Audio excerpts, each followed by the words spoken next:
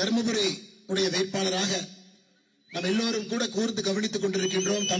தமிழ்நாட்டில் ஒரு பெண்மணி அரசியல் ஆளுமையாக, பசுமை தாயகத்தினுடைய தலைவராக மிக அற்புதமாக எல்லா இடத்திலும் கூட பெண்களை முன்னிலைப்படுத்தி பெண்கள் அரசியலுக்கு வரதை எவ்வளவு கஷ்டம் அதையெல்லாம் உடைத்து ஒரு தலைவி உருவாகி கொண்டிருக்கின்றார்கள். தர்மபுரியினுடைய வெற்றி வேட்பாளராக எல்லோரும் மாம்பழம் சின்னம் மாம்பழம் சின்னம் மாம்பழம் சின்னத்தில் அக்கா அவர்களுக்கு பெருவாரியான வாக்கு வித்தியாசத்தில் வெற்றியை நீங்கள் உறுதி செய்ய வேண்டும் என்று அன்போடு இந்த இடத்தில் கேட்டுக்கொள்கின்றோம் அருமை சொந்தங்களே. அதே போல பெண்ணாகரத்தினுடைய நம்முடைய வெற்றி வேட்பாளர் அருமை அண்ணன் பாடிவி செல்வம் அவர்கள் இங்க இருக்கிறார். தர்மபுரியினுடைய வளர்ச்சியை உறுதிப்படுத்தி உங்களோடு நின்று மக்களுடைய மக்களாக குரலாக இருப்பேன் என்று பாட்டாளி மக்கள் கட்சி சார்பாக மாம்பழம் சின்னத்துல வெற்றி சின்னமான மாம்பழம் மாம்பழம் மாம்பழத்துல அண்ணன் அவர்களுக்கு நீங்கள் வெற்றி வாய்ப்பை கொடுக்க வேண்டும் என்று அன்போடு கேட்டுக்கொண்டு தர்மபுரி மாவட்டத்தினுடைய அடுத்த 5 ஆண்டு காலத்திற்கான வளர்ச்சியை உறுதி செய்யக்கூடிய நம்முடைய வெற்றி வேட்பாளர்கள் மேடையின் மீது அமர்ந்திருக்கின்றார்கள். உங்களுடைய அன்பையும் ஆதரவையும் ஆசீர்வாதத்தையும் எதிர்பார்த்து தர்மபுரியை தமிழகத்தில் ஒரு முன்னோடி மாவட்டமாக உருவாக்க வேண்டும், மாற்றி காட்ட வேண்டும். மத்தியில் பாரத பிரதமர் ஐயா நரேந்திர மோடி அவர்களுடைய ஆட்சி காலத்தில் மாநிலத்தில் மே 4க்கு பிறகு நம்முடைய முதலமைச்சராக அண்ணன் எடப்பாடி பழனிசாமி அவர்கள் வரும் பொழுது நிறைய நிதிகளை கொண்டு வந்து தர்மபுரியில் ஆண்டாண்டு காலமாக இருக்கக்கூடிய எல்லா பிரச்சனையும் தீர்த்து வைப்போம் என்கின்ற ஒரு சபதத்தோடு வெற்றி வேட்பாளர் இங்கே அமர்ந்திருக்கின்றார்கள். அமை சொந்தங்களே, நம்முடைய அன்பை எல்லாம் பெற்றிருக்கக்கூடிய இன்னைக்கு தமிழகத்தில் இயற்கை வளங்களை பற்றி பேச வேண்டும் என்றால் ஒரே ஒரு மனிதரால் மட்டும்தான் புள்ளி விவரத்தோடு பேச முடியும். அருமையான டாக்டர் அன்புமணி ராமதாஸ் அவர்களுடைய அன்பை பெற்றிருக்கக்கூடிய வேட்பாளர்கள் மேடையின் மீது அமர்ந்திருக்கின்றார்கள். அருமை சொந்தங்களே, நாம் செய்ய வேண்டியதெல்லாம் நம்முடைய கவலை எல்லாம் இவங்க மேல வச்சிடணும், நம்முடைய எதிர்பார்ப்புகள் எல்லாம் இவங்க மேல வச்சிடணும், நம்முடைய ஆசைகள் எல்லாம் இவங்க மேல வச்சிடணும். 5 பேரும் இங்கிருந்து வெற்றி பெற்று வரும் பொழுது மறுபடியும் 5க்கு 5ஆக வரும் பொழுது இந்த முறை ஆட்சி மாற்றம் மேலே நடக்க இருக்கிறது.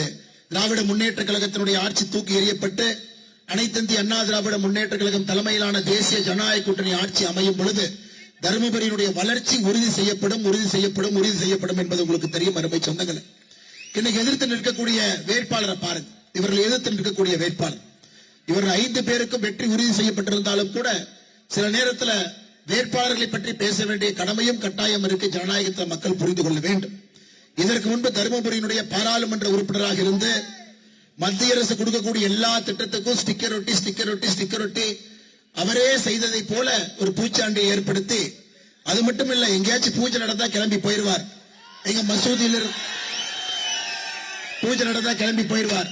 எங்க மசூதியில இருந்து பாய காணா, சர்ச்சில இருந்து ஃபாதரை காணா, திராவிட இயக்கத்திலிருந்து பெரியாரஸ்ட காணா. அதனாலதான் கடந்த முறை 2024 பாராளுமன்ற தேர்தலில் சீட்டு மறுக்கப்பட்டு இன்னைக்கு மறுபடியும் அது போன்ற மனிதருக்கெல்லாம் இங்க சீட்டு கொடுத்திருக்கிறாங்க. அதையெல்லாம் நாம் மனதில் கொள்ள வேண்டும். வளர்ச்சிக்கு எதிராக இருக்கக்கூடிய எல்லோரையும் கூட நிராகரிக்க வேண்டிய தேர்தல் இது என்பதிலே நாம் மிக உறுதியாக இருக்க வேண்டும். அருமை சொந்தங்களே, சகோதரிகளை, தாய்மார்களே, பெரிய எண்ணிக்கையில் வந்திருக்கிறீங்க. ஒரு விஷயத்தை நீங்கள் மறந்துவிடக் கூடாது. பாராளுமன்றத்தில் நேற்று முன்தினம் நம்முடைய பாரத பிரதமர் ஐயா மோடி அவர்கள் அரசியல் அமைப்பு திருத்த சட்டம் 131வது சட்டத்தை கொண்டு வந்தார். இன்னைக்கு மேடையில பாருங்க, 2 தாய்மார்கள் கம்பீரமாக நம் முன்பு அரசியல் இருக்கிறாங்க. ஆனா இந்த இடத்துக்கு வருவதற்கு எவ்வளவு கஷ்டப்பட்டிருப்பாங்க. 30 ஆண்டுகள், 35 ஆண்டுகள், 40 ஆண்டு கால உழைப்பு ஒரு சகோதரிக்கு, ஒரு தாய்மாருக்கு. அரசியல் ஜெனரலாவே நமக்கு தெரியும், ஒரு பெண்கள் அரசியலை சாதிப்பது மிக கடினம். புரட்சி தலைவி அம்மா அவர்கள் நமக்கு காட்டினார்கள், ஒரு பெண் அரசியலை சாதிக்க முடியும், ஆளுமையாக வர முடியும். இன்னைக்கு நம்முடைய மேடையில் இருக்கக்கூடிய 2 நம்முடைய தாய்மார்கள் 2 பேருமே பல இடத்தை உடைத்து இங்கே வந்து நின்று கொண்டிருக்கின்றார்கள். பல சோதனைகளை தாண்டி நின்று கொண்டிருக்கின்றார்கள். அது உங்களுக்கு ஏற்படக்கூடாது என்பதற்காக நம்முடைய பிரதமர் ஐயா மோடி அவர்கள் 33% இடஒதுக்கீடு பாராளுமன்றத்தில் உங்களுக்கு உறுதிப்படுத்துவதற்காக இந்த அரசியல் திருத்த சட்ட மசோதாவை கொண்டு வந்தாங்க. தமிழகத்தை பொறுத்தவரை 39 59 உயர்வு, கர்நாடகா 28 42 உயர்வு, தெலங்கானா 17 26, ஆந்திரா 25 38, ஒட்டுமொத்தமாக எல்லா மாநிலத்துக்கும் 50%. இந்த மசோதா வருவதற்கு முன்பு தென் மாநிலங்களுடைய மொத்த எம்பிக்கள் 129, இந்திய எம்பிக்களுடைய விகிதாச்சாரத்தில் 23.7. இந்த மசோதா வந்த பிறகு தென் மாநிலத்தினுடைய மொத்த எம்பிக்கள் 195 உயர்வு. விகிதாச்சார அடிப்படையில் அதே 23.8. யாருக்குமே பிரச்சனை ஏற்படுத்தாம சகோதரிகளை முன்னேற்ற வேண்டும்.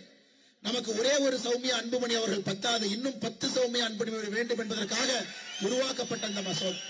அதே போல நமக்கு ஒரே ஒரு மரகதம் வெற்றிவேல் அக்கா வேண்டாம், இன்னும் பல மரகதம் வெற்றிவேல் அக்கா வேண்டும் என்பதற்காக உருவாக்கப்பட்ட மசோதாவை நேற்று சாயங்காலம் பாராளுமன்றத்தில் காங்கிரசும் திராவிட முன்னேற்ற கழகமும் இணைத்து இந்த மசோதாவை தோற்கடித்திருக்கின்றார்கள். அருமை சொந்தங்களே, 298 எம்பிக்கள் வேண்டும், 230 எம்பிக்கள் வேண்டாம். அதனால அருமை சொந்தங்களே, சகோதரிகளே, மோடி ஐயா எப்படியும் இதை திரும்ப கொண்டு வந்து எப்படியும் அதை சாத்தியமாக்குவார்கள் என்று நமக்கு தெரியும். ஆனா நேற்று இந்த மசோதாவுக்கு எதிராக வாக்களித்து, தாய்மார்களுக்கு எதிராக வாக்களித்து, பெண்களுடைய குரல் பாராளுமன்றத்தில் சட்டமன்றத்தில் வரக்கூடாது என்று நினைத்த திராவிட முன்னேற்ற கழகத்துக்கும் காங்கிரசுக்கும் தருமபுரியில ஒரு தாய்மார் கூட நீங்க ஓட்டு போடக்கூடாதுன்னு அன்போடு கேட்டுக்கொள்கின்றேன். பதன கிடங்கு கூட இங்கே கிடையாது, மார்க்கெட் லிங்கேஜஸ் இங்கே கிடையாது.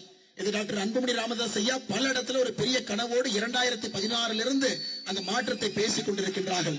அதையெல்லாம் சாத்தியமாக்க வேண்டிய நேரம் இந்த தேர்தல் என்பதை அருமை சொந்தங்களை நாம் மறந்துவிடக் கூடாது. அருமை சொந்தங்கள்.